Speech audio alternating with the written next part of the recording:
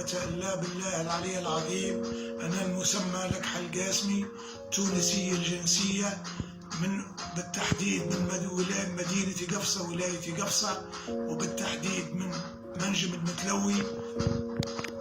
أريد أن أدلي بهذه الشهادة لوجه الله الكريم.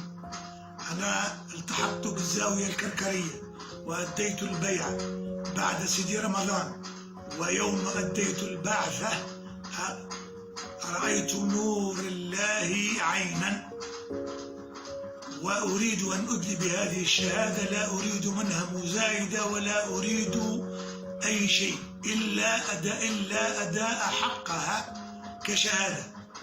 ولهذا دخلت الزاوية الكركرية وأخذت البيعة، وأصبحت أتلقى كل يوم بعد الورد نور الله.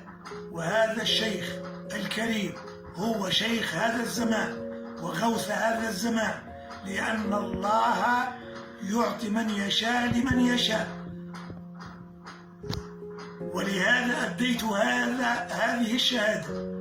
وصلى اللهم وسلم على سيدنا محمد وعلى آله وصحبه وسلم. سبحان ربك رب العزة عما يصفون، وسلام على المرسلين، والحمد لله رب العالمين.